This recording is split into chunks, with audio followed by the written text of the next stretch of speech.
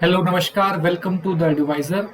आज हम D triple S B TGT physics के इस वीडियो में यूनिट्स ऑफ मेजरमेंट के बारे में पढ़ने वाले हैं। ठीक है, तो सबसे पहले हम स्टार्ट करते हैं। क्लास सिक्स में है ये चैप्टर यूनिट्स ऑफ मेजरमेंट, और उसके बाद थोड़ा बहुत ऐसा कॉन्सेप्ट सेवन्थ में आता है, फिर आपका सीधे ही इलेवेंथ में आ जाता है। तो पहले बेसिक्स हम देखते हैं कि स्टैंडर्ड यूनिट ऑफ मेजरमेंट की जरूरत क्यों पड़ी। देखो, पहली बात तो क्या है कि मेजरमेंट का मतलब क्या होता है, पहले आप ये समझिए। मेजरमेंट का मतलब होता है कि हम किसी नोन क्वांटिटी को व्हेन वी कंपेयर, मेजरमेंट में हम क्या करते हैं, कंपैरिजन करते हैं। किसकी कंपैरिजन करते हैं? एक नोन क्वांटिटी की अननोन क्वांटिटी से। ठीक है, और फिर हम उसको फिक्स कर देते हैं। इसी को हम बोलते हैं मेजरमेंट। फॉर एग्जाम्पल, जैसे हम हाथों को, टेबल को हम हाथों से नाप रहे हैं। ठीक है, टेबल की ना हमको पता नहीं है क्या क्या लेंथ है, हम हाथों की लेंथ से इसको नाप लेते थे। तो हम क्या कर रहे हैं, नोन क्वांटिटी को नोन क्वांटिटी से मेजर करके कर रहे हैं। अब जरूरत क्या है स्टैंडर्ड यूनिट्स ऑफ मेजरमेंट की। देखो भाई, अब होता क्या था कि पहले के दौर में लोग अपने बॉडी पार्ट्स का यूज करते थे, किसी लकड़ी के टुकड़े का यूज करते थे मेजरमेंट करने के लिए। उससे आती थी यूनिफॉर्मिटी की दिक्कत, क्योंकि हर व्यक्ति के जो बॉडी पार्ट का साइज है वो डिफरेंट होता था। तो यूनिफॉर्मिटी मेंटेन करने के लिए सभी साइंटिस्ट ने स्टैंडर्ड यूनिट्स ऑफ मेजरमेंट को अडॉप्ट कर लिया। अब इसकी शुरुआत कहाँ से हुई? 1790 में। डेट्स पूछते हैं। 1790 में फ्रांस में वहाँ के जो लोग थे उन्होंने स्टैंडर्ड यूनिट ऑफ मेजरमेंट को अडॉप्ट किया, और उसको मेट्रिक सिस्टम के नाम से जाना जाता है।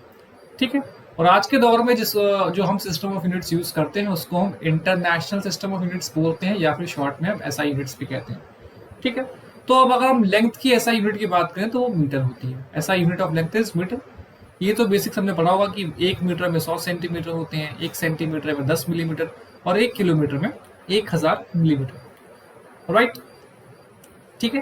तो मेजरमेंट के बारे में मुझे आपको बताना, मेजरमेंट क्या होती है कि हम एक अननोन क्वांटिटी को नोन क्वांटिटी से क्या कर रहे हैं, कंपेयर कर रहे हैं।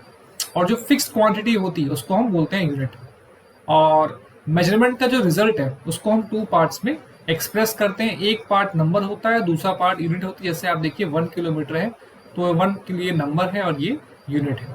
ठीक है, तो प्रिमिटिव यूनिट्स ऑफ मेजरमेंट पुराने जमाने में क्लास सिक्स में दिया हुआ क्या क्या प्रिमिटिव यूनिट्स ऑफ मेजरमेंट थी। तो क्यूबिट थी इजिप्ट में। ठीक है, क्यूबिट क्या था? लेंथ की प्रिमिटिव यूनिट थी।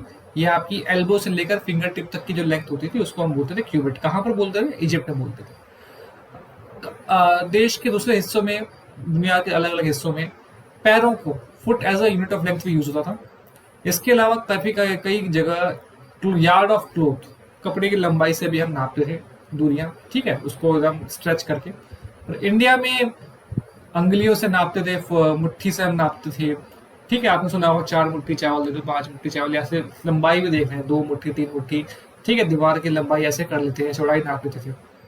ठीक है, और क्यों जरूरत महसूस पड़ी मैंने आपको ये बता दिया है। अब हम आते हैं मेजरमेंट लेते समय क्या क्या प्रिकॉशन जरूरी है, क्योंकि गलती होने के चांस बहुत होते हैं। सबसे पहला प्रिकॉशन तो ये कि जो आपका स्केल है वो हमेशा ऑब्जेक्ट के साथ होना चाहिए, उसकी लेंथ के साथ होना चाहिए। ठीक है, अगर आप देखिए ए को देखिए और बी को देखिए।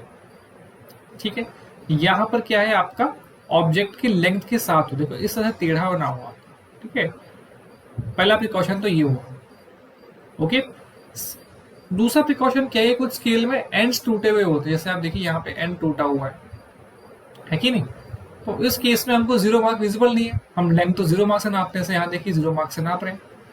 ठीक है, अब हमें क्या करना है, यहाँ गलती क्या कर रहे हैं कि यहाँ पे हम सीधे ही हमने 0 मार्क से नाप रहे हैं। पर अगर स्केल टूटा हुआ है तो हम क्या करेंगे, किसी और मार्क का इस्तेमाल करेंगे और उसके बाद हम उसको सब्ट्रैक्ट कर देंगे। फॉर एग्जाम्पल, हम 1 से नापना चालू कर रहे हैं, जो भी फाइनल रीडिंग आएगी, मान लो 14 आ रही है, तो 14 - 1 = 13। जहां से हमने स्टार्ट किया मुझे करना, वहां से हम सब्ट्रैक्ट कर देंगे।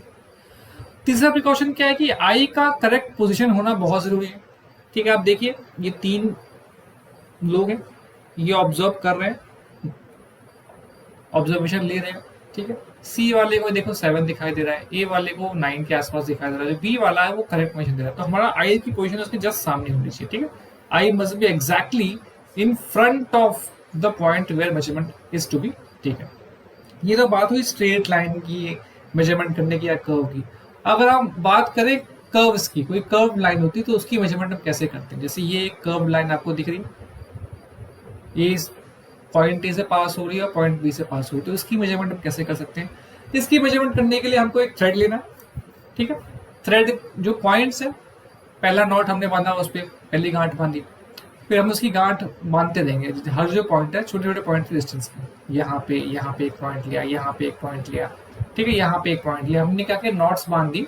और फिर हम क्या करेंगे, उस थ्रेड को खोलेंगे, उस स्केल से उसकी लेंथ नाप लेंगे, और ऐसे करके हमारा लेंथ को मेजर करना इजी हो जाएगा। ठीक है, अब इस पे हम क्वेश्चन देखते हैं। ठीक है भाई, 4 children measured the length of a table.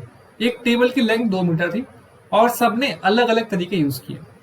Sam ने यूज किया 1/2 मीटर लॉन्ग थ्रेड को, गुरमीत ने इसको यूज किया 15 सेंटीमीटर स्केल से, रीना ने अपने हैंड स्पैन से मेजर किया है, ठीक है, और सलीम ने इसको 5 मीटर लॉन्ग मेजरिंग टेप से मेजर किया है। ठीक है, अब देखो टेबल की बात हुई, 2 मीटर का टेबल, ठीक है। अब 1/2 मीटर लॉन्ग थ्रेड है तो जाहिर सी बात है मेजरमेंट दिक्कत हो सकती है, ठीक है। 15 सेंटीमीटर स्केल है, कई बार हमको उसको लेना पड़ेगा, तो उसमें भी एक्यूरेसी में इश्यू आ सकता है। हमसे पूछा गया कि सबसे एक्यूरेट लेंथ किसकी आएगी। हैंड स्पैन से तो चांस ही नहीं बैठता है, प्रिमिटिव लेंथ है। 5 मीटर जो लॉन्ग थ्रेड है वो 2 मीटर से बड़ा है और इजीली आ जाएगा, जिससे पहले ही पड़ेगा, अगर हम उसको खींचेंगे तो हमारे लिए इजीली रहेगा ऑब्जर्वेशन लेना, ठीक है।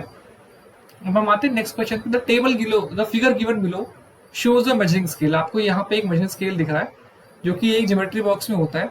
तो अब हमसे पूछा कि इनमें से कौन सी डिस्टेंस खाली एक बार में, ओनली वंस, इनमें से कौन सी डिस्टेंस एक बार में मेजर नहीं कर सकते हैं।